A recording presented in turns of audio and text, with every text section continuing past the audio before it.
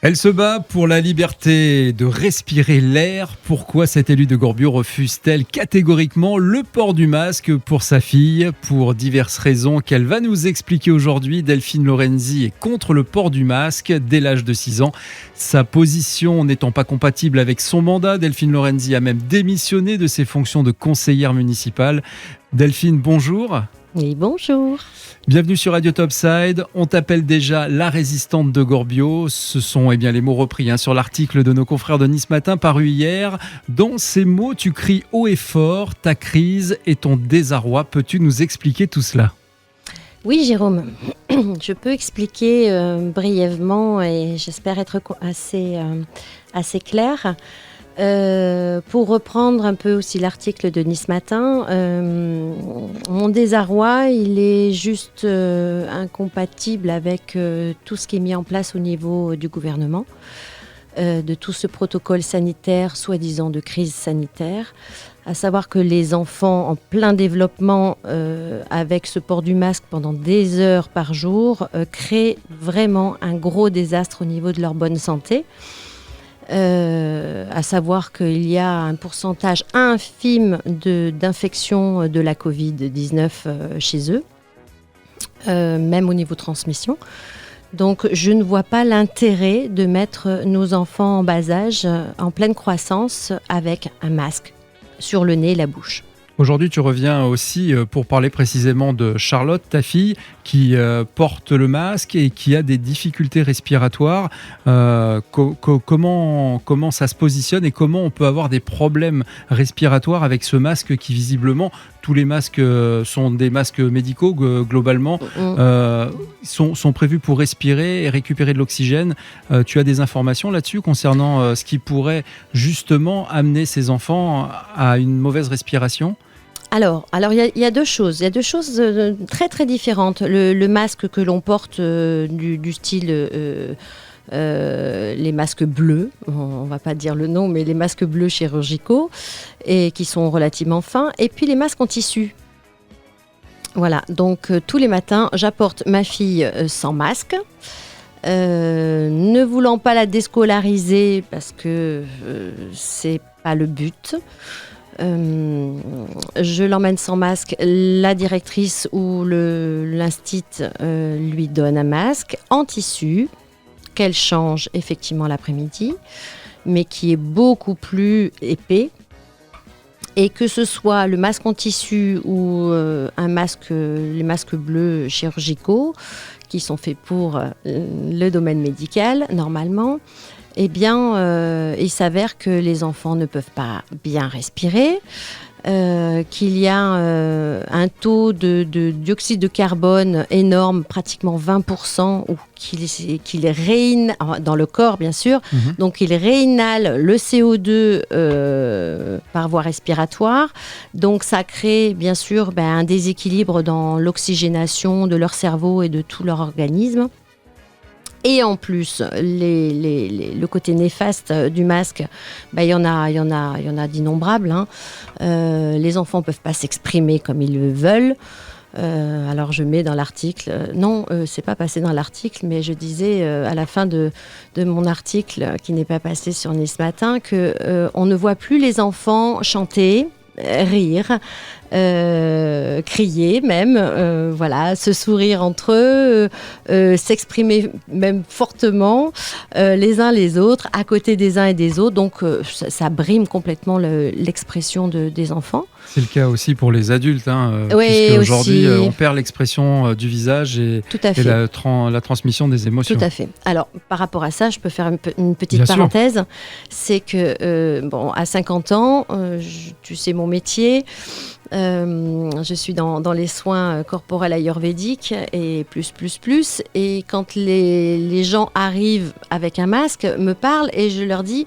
Oula, j'ai du mal à vous comprendre parce qu'en fait, instinctivement, je lis sur les lèvres sans regarder la bouche, mais je lis sur les lèvres. Donc, je pense qu'un enfant en plein apprentissage qui spontanément regarde un visage global, c'est pas que dans les yeux que ça parle aussi avec les rictus, ça parle avec les lèvres qui bougent et un joli son de voix.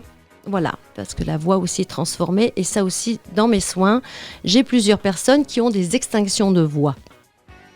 C'est aussi un problème d'oxygénation et de perte de puissance vocale. Enfin bon, je ne suis pas médecin, mais voilà jusqu'où ça se répercute. Il y a aussi un gros danger pour ce port de masque pour les enfants, c'est qu'avec la respiration, avec l'expire, dans les masques, il y a cette chaleur qui s'y met, surtout les masques en tissu.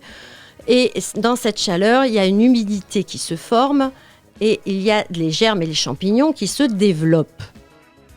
Et après, ils respirent tout ça. D'où normalement le remplacement du masque après 4 heures. Après 4 heures. C'est vrai le que grand maximum. Peu de monde le fait aujourd'hui, mais les obligations sanitaires, normalement, seraient de garder son masque 4 heures et de le remplacer par un propre ou un neuf systématiquement tous les 4 heures pour éviter justement ce problème. Alors, ça se fait au sein de l'établissement scolaire de Gorbio. Mais dans le protocole sanitaire strict à appliquer, il faut se laver les mains avant de l'enlever, mettre le masque dans une petite pochette en plastique pour le jeter dans une poubelle. Parce que si on ne fait pas ça dans un petit sac plastique, eh ben, tous les germes et peut-être la Covid qui s'est mis dans le masque, eh bien il est dans la poubelle ou alors le masque posé sur le bureau ou sur le bras ou voilà. Donc c'est du grand n'importe quoi.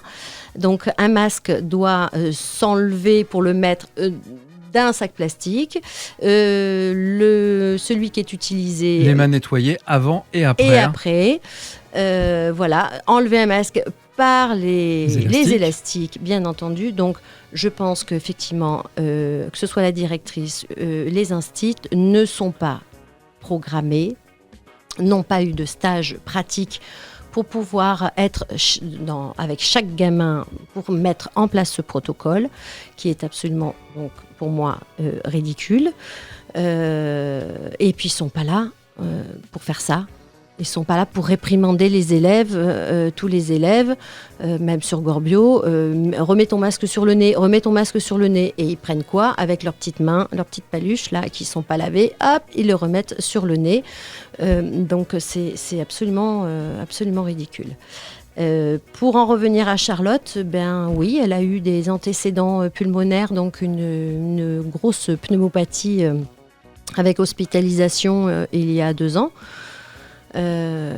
Et avec petite récidive de grosse bronchite l'année suivante et encore l'année d'après, donc en 2019 et en 2020.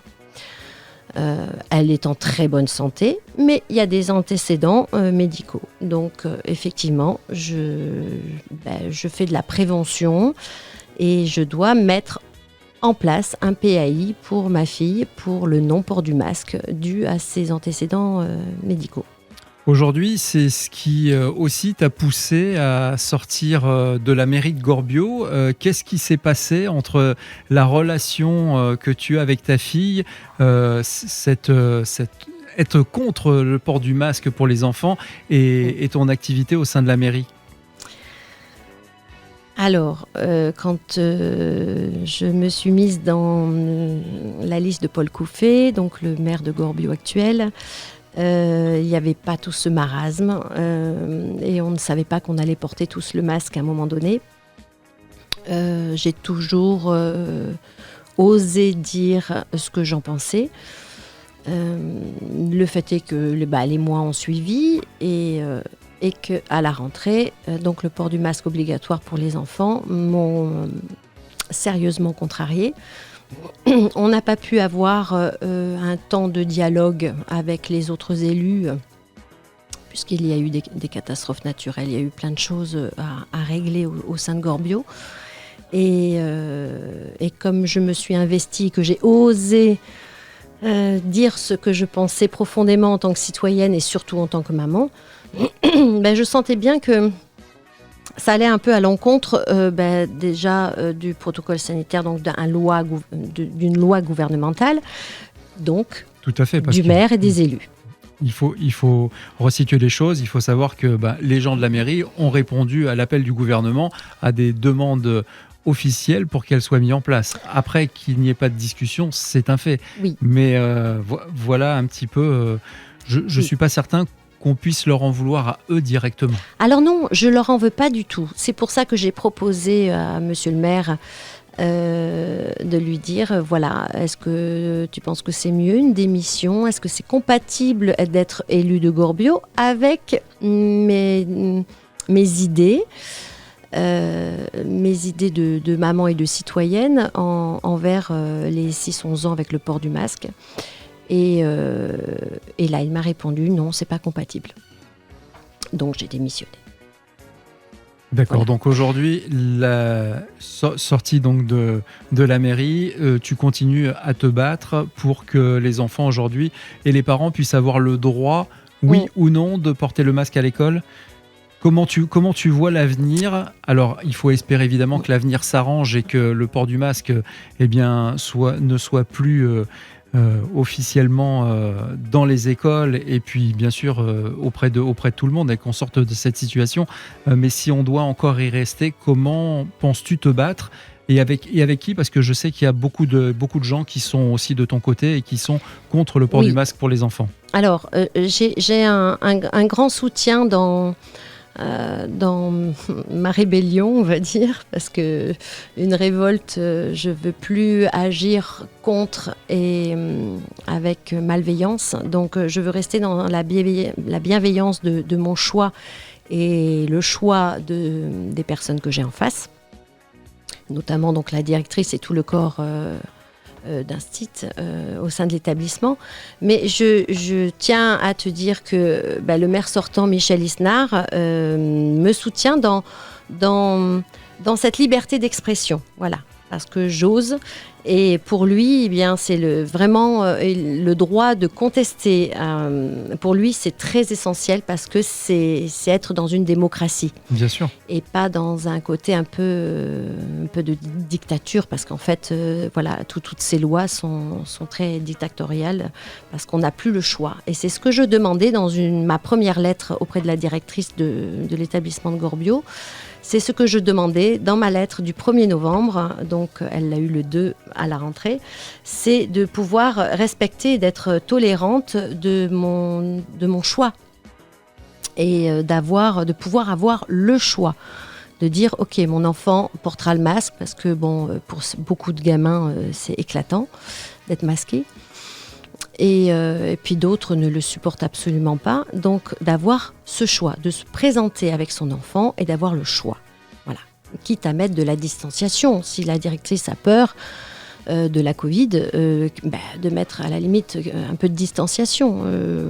Il y a possibilité dans une classe. Alors aujourd'hui, en termes de possibilités, c'est vrai qu'on parle du masque pour les protections parce que il est obligatoire et essentiel aujourd'hui, mais on ne parle pas des visières. Et pourtant, les visières sont protectrices. Alors peut-être plus compliqué à porter pour les enfants, mais pour le coup, la possibilité, on le voit, il y a aussi des masques qui sont transparents.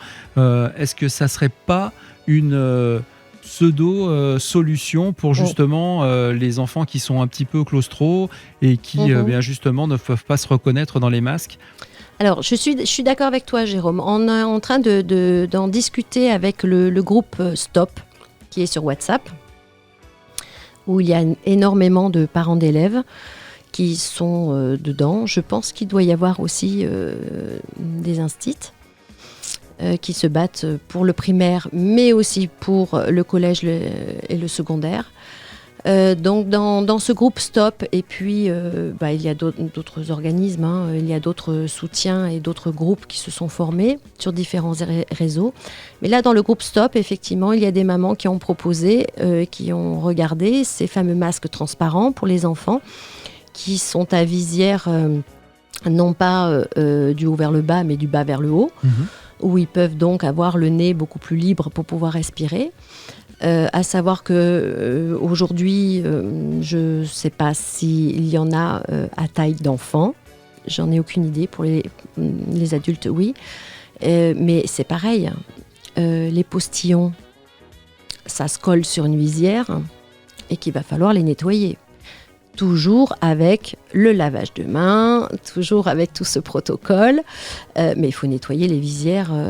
Alors, je ne sais pas si c'est toutes les 4 heures, mais il faut quand même les nettoyer, il n'y a pas de doute, parce que les germes dans les postillons, ils y sont collés.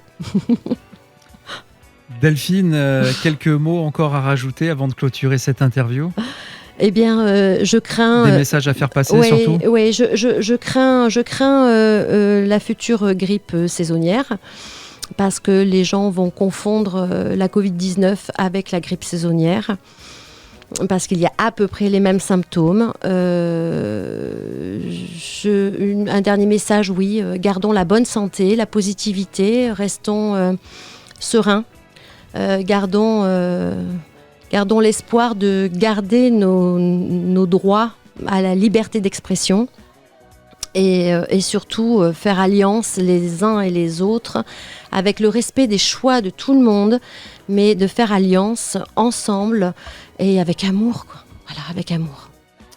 Delphine Lorenzi, notre invitée, pour répondre à ces questions. Elle se bat pour la liberté de respirer l'air. Elle se bat pour le port du masque pour les enfants à l'âge de 6 ans, à partir de 6 ans.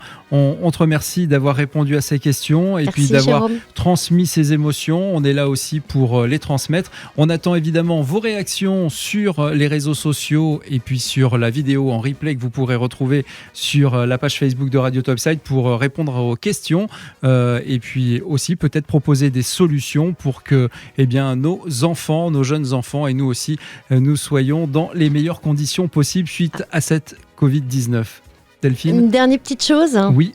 Les parents qui se sentent seuls, surtout, vous n'êtes pas seuls. Il y a plein de groupes formés et surtout, il y a beaucoup d'avocats en France qui se battent, mais notamment Maître Alberto Brusa, qui est là avec son association Réaction 19, qui est là pour nous soutenir, qui a fait énormément de lettres au gouvernement, que ce soit dans les chefs d'établissement scolaire ou de M. Castex, Premier ministre. Il se bat pour beaucoup de causes et notamment du port du masque pour les 6-11 ans. Donc vraiment, on est soutenu. Il faut juste être un peu plus solidaire. Voilà, et puis n'oubliez Merci. pas de vous laver les mains régulièrement, c'est très important et ça limite vraiment la propagation des virus. Merci Delphine, tout de suite le retour de la musique sur Radio Topside. Merci. Belle journée à tous. Radio Topside, la première web radio de la Côte d'Azur. Votre radio de proximité à Menton. Plongez au cœur de la musique